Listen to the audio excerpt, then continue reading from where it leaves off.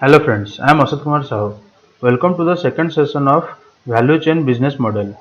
In this session, we will be discussing about buyer-driven value chain model. So let's start.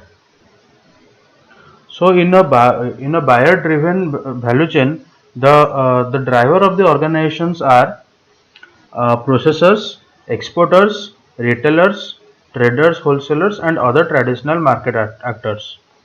Here the rationale are assured supply, increase supply volumes, supply more discerning customers meeting the market needs and interest. So, what is the meaning of buyer-driven value chain business model?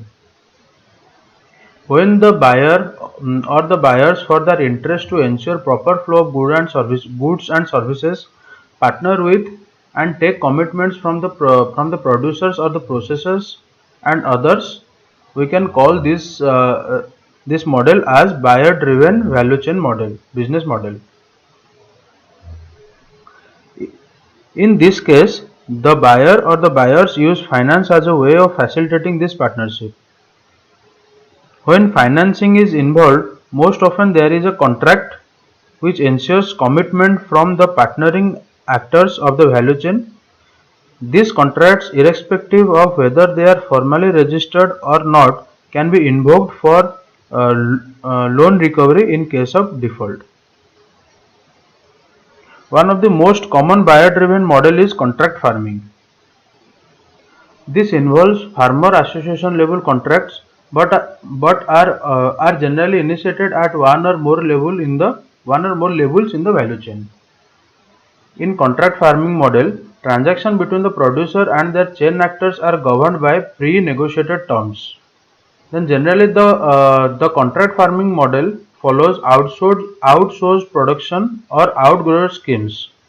What is the meaning of outsourced production or outgrower schemes? These schemes are typically resorted by an estate, processor, exporter or other value chain agents to a group of producers. The term of contract may involve facilitating inputs, funds or technical support, or it might just be limited to product sales conditions such as prices, quantity and delivery dates. Here in contract farming model, we can specify the type of production, acceptable quality, minimum or maximum quantity, and product or the service to be delivered, and on what date those product and services will be delivered. So this acts as a big risk mitigating mechanism for the financial institutions. And the financial institution gets the confidence to extend support once they see the formal or the verbal commitments from the chain partners. This is a big risk mitigating mechanism for the financial institutions. In fact, as a result of existence of contracts, funding can be provided to farmers directly by agribusiness firm or by a third party such as bank. In the first situation, agribusiness firms such as agro-processors will have their operational risk reduced because access to raw material is safeguarded by the contract established by the producers. So now we will be discussing about tripartite model in contract farming. So here the three actors are involved. Those are farmers, agribusiness company, and bank. The farmer supply the produce to the agribusiness company. In return, agribusiness company uh, supply the inputs like seeds, fertilizers, and pesticides and services on credit to the farmer. Similarly, the agribusiness company gives payment for the produce to the bank, and the bank gives payment for inputs to the agribusiness company. Here the bank can directly provide credit and payments after the deduction of dues to the farmers directly. So contract or agreements may or may not be strictly legal or formal. Verbal and informal contracts are also acceptable in some cases.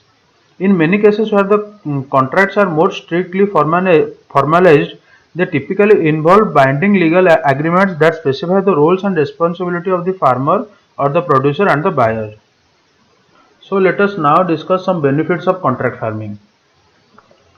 In contract farming, access to secure markets and the prices for the producers, access to appropriate input supplies in timely fashion is provided to the producers. Increased access and reliability in procurement of product of desired quality for agribusiness buyers is ensured. Opportunity for lower input cost due to involved planning and economies of scale. Enhanced access to credit despite of lack of collateral in case of producers. Support in the development and achievement of quality standards and certifications, which then directly benefits the consumer or the customers. Provision of market focused technical training and assistance to the producers. Then there are often enforceable contracts which give buyers a level of comfort also. Potential advancement of positive relationship and increase in trust is also there in this contract farming. Then as we know, there are some challenges in each and everything or every activities in a value chain. So the first one is reliance on a single buyer that could fail or lose interest in the relationship. Here the loss of buyer, market changes and bankruptcy also plays a very important role. Then side selling by the farmers, particularly if the prices go up by it generally happens in the informal contract farming. Then the cost of management of the buyer also increases through the contract farming. Then the enforcement of the contracts by the either party has to be done. Then regulatory environment for contracts and their enforcement should be maintained. And tendency to favor larger farmers at the expense of the small farmers due to lower transaction cost and the stronger initial asset base is also required. The lack of technical capacity to understand and intentionally develop viable value chains, especially those involving small farmers. So these are some of the challenges and risk of contract farming. So before ending this session, I will request all of you to once go through Apache Cotton Company, Tamil Nadu. This is a contract farming success story. Please go through this success story. Thank you. And in the next session, we will be discussing about facilitated value chain models.